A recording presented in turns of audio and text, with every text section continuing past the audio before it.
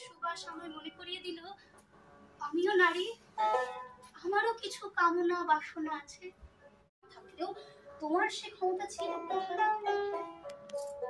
আর তাই তো তোমার ডাকে একে একে এলেন ধর্ম,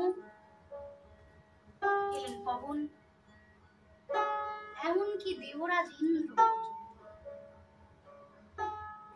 তুমি জেনে গেছো রমণ কি, তুমি জেনে গেছো সন্তান ধারণ কতটা যন্ত্রণা। তুমি হয়তো একদিন এই সমুদ্র হিমাচলের রাজমাতা, আমি ক্ষণিকের অতিথি।